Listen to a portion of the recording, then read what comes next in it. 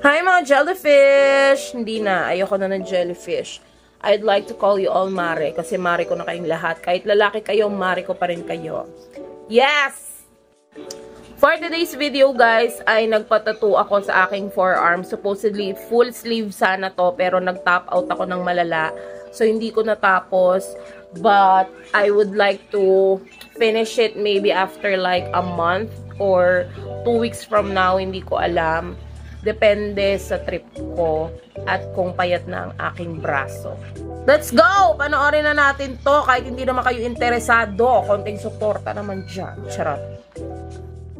At dito nga mga mare ay on the way na ako papunta sa aking artist. Unfortunately, itong putang inang sinakyan kong tricycle ay inilagaw ako. At pakinggan nyo ang mga... So, naligaw ako. Hindi ko alam yung pupuntahan ko. Nandito ako sa Miraculous. Ang bobo ng tricycle eh. Sabi ko, baba niya ako sa Acacia. Putang ina sa Miraculous. Sabi ko ako. Posadas to eh. Hindi ko pa naman to alam. Nakatanga. Ano pa masahe eh. Pero sabi ng artist ko, papasundo na lang daw niya ako. Utang ina, sobrang init talaga.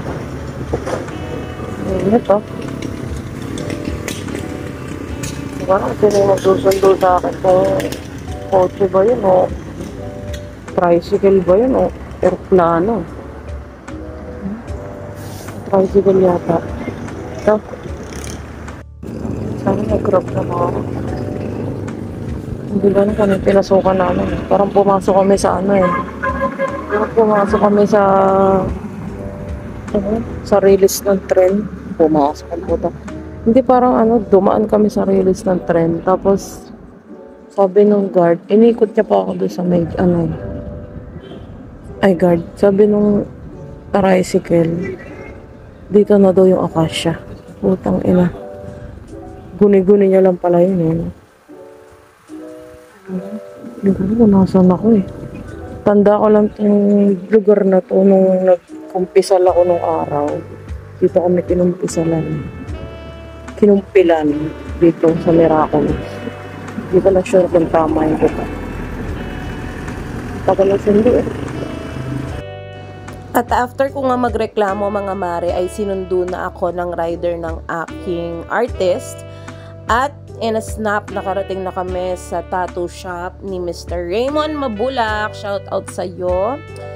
At first time ko lang nakarating dito sa shop niya kasi lagi talaga niya akong hino-home service. So, yan, nag-stencil na siya dyan and nilagay na niya yung stencil. Tapos, nag-stencil na nga eh. Diba? Paulit-ulit. So, yon ang ginawa. Before kami nag-start mag-tatuan ay kumain muna kami. Tapos, iyan ang pinakaunang dot-dot ni Raymond Mabulak sa aking maputing balat. And, bakit umulit yung video na yun? Charot. So, yan. Yan na nga, dinot-dot na. Pasensya na kayo kung ganyan ang damit ng artist ko. Huwag niyo siyang i-judge dahil mainit ang panahon ngayon. At ito na yung unang natapos namin after like, hindi ko alam kung 1 hour yata or 30 minutes, di ko sure. Feeling ko, noong mga time na yan, parang sabi ko, okay na to, ayoko na sana ipadot-dot. Pero, iyon, hindi naman pwedeng ganon, ba diba? And pakinggan nyo ang kaskas.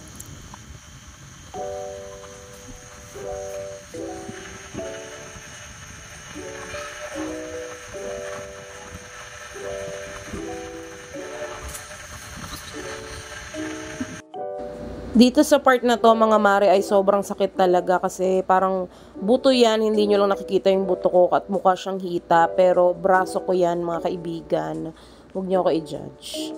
So yan, napakasakit talaga ng kaskas niya dyan pero ayun eh, kaskas demonyo to si Raymond, talagang ano tong tao na to eh, napagkagaling kumaskas na ito eh, pag nasampal ko to, charot. At yan nga, tinatapos na yung pinaka-last na shading ng black.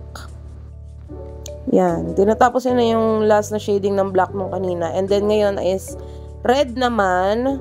Red na yan kasi tatlong kulay lang yung ginamit. Black, red, and green. Walang whites yan kasi pinalutang niya lang yung puti ng balat ko. So, sobrang nabilib talaga ako sa tao na to. And guys, international artist na to. Actually, kasama siya dun sa magazine. Ipapakita ko sa inyo sa dulo ng video na to.